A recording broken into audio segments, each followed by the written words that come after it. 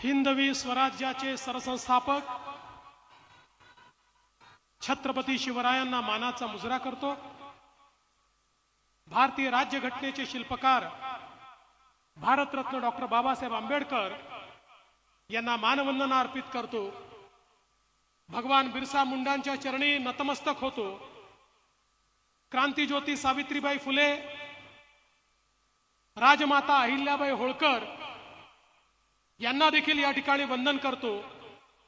आणि आजच्या या विराट संमेलनामध्ये मंचावर उपस्थित असलेले महाराष्ट्राचे लाडके मुख्यमंत्री माननीय एकनाथराव शिंदेजी, आपल्या नागपूरचं भूषण आणि ज्यांना संपूर्ण भारतामध्ये विकास पुरुष म्हणून ओळखलं जातं ते माननीय नितीनजी गडकरी, रोखठोक बोलणारे उपमुख्यमंत्री अजितदादा पवार, आमची लाडकी बहीण असलेली मंत्री अदितीताई तटकरे, गिरीश भाऊ महाजन, धर्मराव बाबा आत्राम, चंद्रशेखर बावनकुळेजी, मध्य प्रदेशातून आलेल्या राज्यसभा सांसद मायाताई हरोलिया, आमची दुसरी लाडकी बहीण जी आमच्यावर सख्या भावासारखी माया करते त्या सुलेखाताई कुंभारे, प्रवीणजी दटके, मोहनजी मते, कृपालजी तुमाने, कृष्णाजी खोपळे, विकासजी कुंभारे,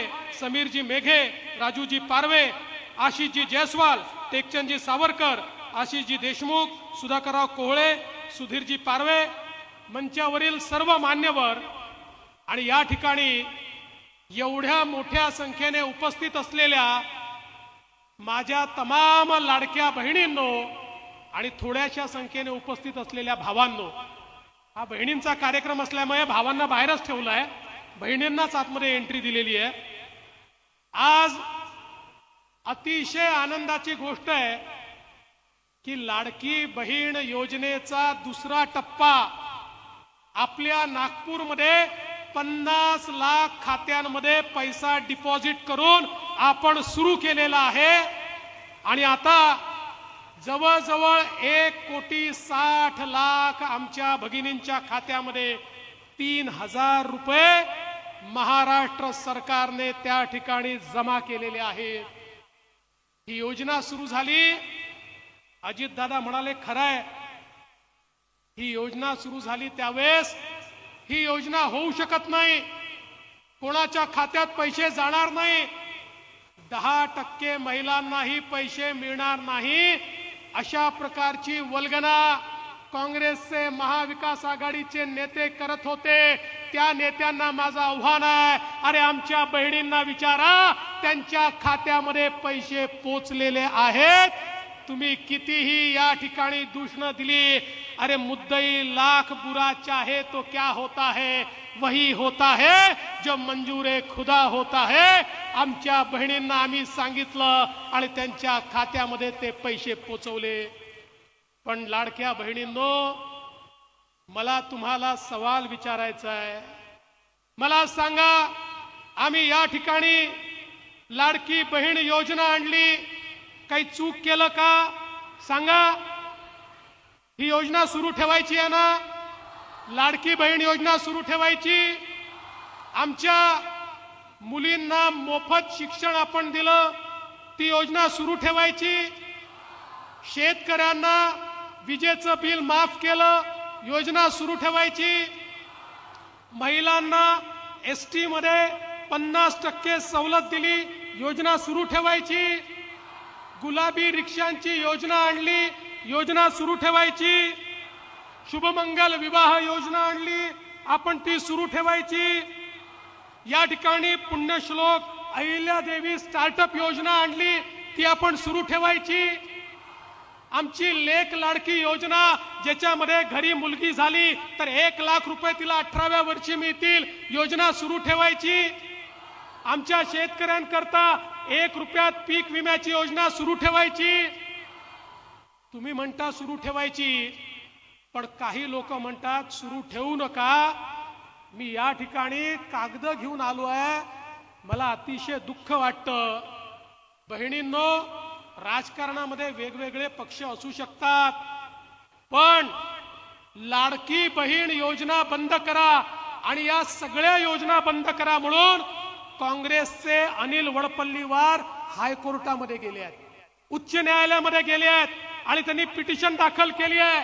हे अनिल वडपल्लीवार कोण आहेत? हे तेच आहेत जे त्या ठिकाणी नाना पटोले यांचे निवडणूक प्रमुख होते, जे त्या ठिकाणी विकास ठाकरेंचे निवडणूक प्रमुख होते, जे सुनील केदारांचे राईट हँड म्हणून या ठिकाणी म्हणवले जातात. आज त्यांनी हायकोर्टामध्ये पिटिशन केली आणि सांगितलं या सगळ्या योजनांवर फार पैसा खर्च होतोय आणि म्हणून या योजना बंद करा. सांगा बंद करायच्या का? जरा तुम्ही सांगा बंद करायच्या का?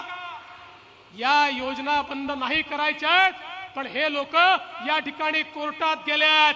पण माझ्या बहिणींनो, तुम्हाला एक गोष्ट सांगतो, आमच्या मुख्यमंत्र्यांच्या उपस्थितीमध्ये जोपर्यंत तुमचा देवा भाऊ या ठिकाणी आहे, अरे हायकोर्टामध्ये मोठ्यात मोठा वकील उभा करू, आम्हाला या राखीची आण आहे. काही झालं तरी या योजनेवर स्थगिती येऊ देणार नाही. त्याकरता प्रयत्नांची शर्त करून आम्ही त्या ठिकाणी हायकोर्टामध्ये केस लढवू. पण भगिनींनो, यांची नियत समजून घ्या. आज कुठे बहिणींच्या खात्यामध्ये पैसे यायला लागले तर लगेच यांच्या पोटात दुखायला लागलं. पहिल्यांदा हे मुंबईच्या न्यायालयात गेले, मुंबईमध्ये न्यायालयाने त्यांची पिटिशन एंटरटेन केली नाही. आता नागपूरच्या न्यायालयामध्ये गेले. यांची नियत काय आहे हे आपण सगळ्यांनी समजून घेतलं पाहिजे. आणि म्हणून आज या निमित्ताने मी आपल्याला सांगू इच्छितो, हा जो मुख्यमंत्री महोदयांच्या नेतृत्वात सक्षमीकरणाचा कार्यक्रम आपण हातामध्ये घेतलाय, कारण आपल्या देशाचे प्रधानमंत्री माननीय मोदीजी सांगतात, जोपर्यंत आमच्या महिलांना समाजाच्या आणि अर्थव्यवस्थेच्या मुख्य धारेमध्ये आपण आणणार नाही, तोपर्यंत भारत विकसित होऊ शकत नाही. भारत विकसित तेव्हाच होईल जेव्हा महिला विकसित होतील, जेव्हा त्या आर्थिक दृष्ट्या सक्षम होतील. आणि म्हणून मोदीजींनी देखील अनेक योजना, बेटी बचाओ बेटी पढाओ पासनं तर लखपती दीदी करण्यापर्यंत अनेक योजना मोदीजींनी आणल्या. आणि त्यांच्याच आशीर्वादाने या महाराष्ट्रामध्ये आम्ही देखील महिलांना सक्षम करण्याच्या योजना आणल्या. आज एसटी मध्ये 50% सवलत महिलांना दिली. एसटीचे लोक प्रमुख आमच्या मुख्यमंत्र्यांकडे आले, आमच्या दोघांकडे आले, म्हणाले साहेब योजना करू नका, 50% तिकीट दिलं तर एसटी बंद पडेल. आम्ही म्हटलं योजना करा. योजना केली. इतक्या आमच्या भगिनी एसटीत प्रवास करायला लागल्या. तोट्यात असलेली एसटी फायद्यामध्ये आली या योजनेमुळे. आता तर आमच्या बहिणी भाऊजींना सांगतात, तुम्ही जरा घरी बसा, तुम्ही तालुक्याला किंवा जिल्ह्याला गेल्या, व्यसन करता, पान तंबाखूमध्ये पैसा घालवता, मी गेली अर्ध्या पैशामध्ये काम करून परत येते, त्यामुळे तुम्ही घरी बसा, मीच आता जाते. अशा प्रकारे आमच्या बहिणी आज सांगायला लागल्यात. आज माझ्या लहान लहान आमच्या मुलींना इंजिनियर व्हायचं आहे, डॉक्टर व्हायचं आहे, त्यांची स्वप्न आहेत. दुर्दैवाने समाजाची व्यवस्था अशी आहे, घरच्या मुलाला तर फी भरण्याकरता आई वडील कर्ज घ्यायला तयार आहे, पण मुलीला सांगतात तुला शिकवायला पैसा नाही आहे, तू त्या ठिकाणी बीकॉम कर, बीए कर, तुला इंजिनियर आम्ही करू शकत नाही. म्हणून आमच्या सरकारने ठरवलं, मुख्यमंत्र्यांच्या नेतृत्वात एकही मुलगी शिक्षणापासून वंचित राहणार नाही. 507 कोर्सेस मध्ये, खाजगी कॉलेज मध्ये देखील जेवढी फी लागते ती सगळी फी आमच्या मुलींची आता तुमचे भाऊ महाराष्ट्राचं सरकार त्या ठिकाणी भरणार आहे. आता मुलींच्या शिक्षणाची चिंता करू नका आणि कृपया मुलींना सांगू नका तुझी फी भरायला पैसे नाही. मुलींना शिकवा, मुली शिकतील तरच खऱ्या अर्थानं आज या ठिकाणी एक मोठं परिवर्तन आपण करू शकू. बहिणींनो, खऱ्या अर्थानं या ठिकाणी मी सांगू इच्छितो, बिजली चमकती है तो आकाश बदल देती है, बिजली चमकती है तो आकाश बदल देती है, आंधी उठती है तो दिन रात बदल देती है, जब गरजती है नारी शक्ती तो इतिहास बदल देती है. अशा प्रकारचा इतिहास बदलण्याची शक्ती आज तुमच्या हातामध्ये आहे. आणि म्हणूनच आज या वेगवेगळ्या योजनांच्या माध्यमातून एक मोठं परिवर्तन आपण करतोय। काल माननीय प्रधानमंत्री महोदयांनी लखपती दीदीचा कार्यक्रम केला। आपल्याला आश्चर्य वाटेल, आमच्यासारख्या आपल्यासारख्या सगळ्या घरगुती महिला होत्या। आज त्यांच्यापैकी कोणी वर्षाला 2 लाख कमवतोय, कोणी 4 लाख कमवतोय, कोणी 8 लाख कमवतो आहे। 1 कोटी महिला लखपती झाल्या आहेत। प्रधानमंत्री महोदय 3 कोटी महिलांना लखपती बनवतायत। आम्ही ठरवलाय पहिल्या टप्प्यात 25 लाख आणि त्यानंतर 1 कोटी महाराष्ट्रातल्या महिला आम्ही लखपती दीदी बनवणार आहोत। म्हणजे त्या 1 कोटी महिलांचं वर्षाचं उत्पन्न 1 लाखापेक्षा जास्त असेल आणि त्या नोकरी मागणाऱ्या महिला असणार नाहीत, नोकरी देणाऱ्या महिला असतील। अशा प्रकारचं सक्षमीकरण आम्ही हातामध्ये घेतलेलं आहे। आणि म्हणून मी तुम्हाला एवढीच विनंती या निमित्ताने करतोय की या संपूर्ण महिला केंद्रित आमच्या योजना आहेत। एक मोठं परिवर्तन आपण घडवतोय आणि खऱ्या अर्थानं अजितदादांनी सांगितलं ते देखील खरं आहे। आज समाजामध्ये इतक्या मोठ्या प्रमाणात महिलांच्या बद्दल अपराध होतात। समाजाला एक कीड लागली आहे। आम्हाला माता म्हणून, पिता म्हणून, आमच्या परिवारामध्ये आमची जी मुलं आहेत त्यांना देखील समजावून सांगावं लागेल, महिला या कमोडिटी नाही आहेत। महिला ज्या आहेत त्या आपल्या माता आहेत, त्या आपल्या भगिनी आहेत, त्यांच्यामुळे आपण अरे माता नसती तर कोणीच जन्माला आलं नसतं ही शिकवण देऊन आमच्या महिलांच्या प्रती त्यांच्या मनामध्ये आदर तयार करणं देखील गरजेचं आहे। पण त्याच वेळी जे लोक महिलांचा अनादर करतील, जे त्या ठिकाणी महिलांच्या विरुद्ध अपराध करतील, त्यांना देखील मोकळं सोडलं जाणार नाही। कठोरात कठोर शिक्षा, अगदी आवश्यकता पडली तर फाशीपर्यंतची शिक्षा त्यांना देण्याचा मानस हा या ठिकाणी आमच्या सरकारने केलाय। मी आज जास्त बोलणार नाही, केवळ एवढंच सांगतो, आज आपण पाहतोय महाराष्ट्रातलं चित्र, नागपूर जिल्ह्याचं चित्र आपण बदललेलं आहे। या जिल्ह्यामध्ये माननीय गडकरी साहेबांच्या नेतृत्वात इतकी वेगवेगळी कामं झाली आहे।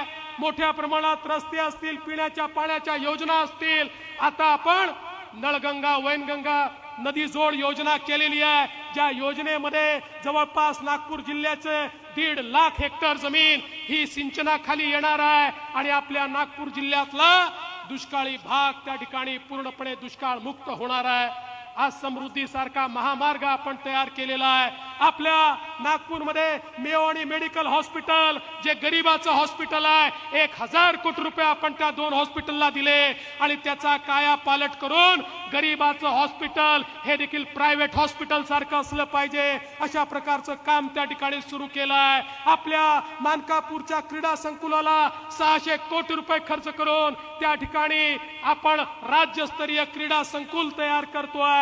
वेगवेगळ्या माध्यमातून नागपूरचा, शहराचा आणि जिल्ह्याचा चेहरा बदलण्याचं काम या ठिकाणी होत आहे। माननीय गडकरी साहेबांच्या नेतृत्वात मेट्रोची कामं असतील, रस्त्यांची कामं असतील, इतक्या मोठ्या प्रमाणात झालेली आपण बघितली आणि या नागपूरमध्ये सगळ्या आयकॉनिक शिक्षण संस्था आणून आमच्या मुलांच्या हाताला काम मिळालं पाहिजे आपला प्रयत्न आहे। आज लाडका भाऊ योजना सुरू केली, मला सांगताना मुख्यमंत्री महोदय आनंद वाटतो। आतापर्यंत आमच्या नागपूर जिल्ह्यातल्या 32,000 तरुणांना या योजनेच्या अंतर्गत काम मिळालेलं आहे आणि 10,000 रुपयापर्यंतचा स्टायपंड हा त्यांना मिळतो आहे आणि याच्यामध्ये आम्ही मोठ्या प्रमाणात बेरोजगार असलेल्या आमच्या तरुणांना काम देणार आहोत, त्यांच्या हाताला काम देणार आहोत। या नागपूरमध्ये आमच्या झोपडपट्टीमध्ये राहणाऱ्यांना मालकी हक्काचे पट्टे देण्याची सुरुवात महायुतीच्या सरकारनंच केली। वर्षानुवर्ष लोक सांगायचे तुम्हाला मालकी हक्काचे पट्टे मिळतील, कोणाला मिळाले नव्हते, पण आम्ही त्याची सुरुवात केली। 50,000 लोकांना पट्टे त्या ठिकाणी आम्ही पोहोचवले। एकही झोपडपट्टी अशी राहणार नाही ज्यांना मालकी हक्काचे पट्टे नाही। या देशामध्ये सगळ्यात महत्त्वाचा निर्णय पहिल्यांदा घेतला, खासगी जमिनीवर देखील त्या जमिनी एक्वायर करून तिथल्याही झोपडपट्टी धारकांना त्यांच्या घराचा मालकी हक्काचा पट्टा देणारं हे आमचं महायुतीचं सरकार आहे। गरीबाचा, मध्यमवर्गीयाचा, महिलांचा विचार, दलितांचा, आदिवासींचा विचार, शेतकऱ्यांचा विचार, शेतमजुरांचा विचार ज्यांच्या ठाई आहे ते आपलं सरकार आहे। आणि म्हणून आम्हाला केवळ एकच गोष्ट हवी आहे, आम्हाला केवळ हवाय तुमचा आशीर्वाद. अरे जीवनामध्ये आशीर्वादापेक्षा मोठी संपत्ती दुसरी कुठलीच नाही. आम्हाला कुठलीच संपत्ती नको, केवळ तुमचा आशीर्वाद, बहिणींचा आशीर्वाद, बहिणींचं प्रेम आमच्या पाठीशी राहू द्या, एवढीच विनंती करतो आणि माझं बोलणं संपवतो. धन्यवाद. भारत माता की जय.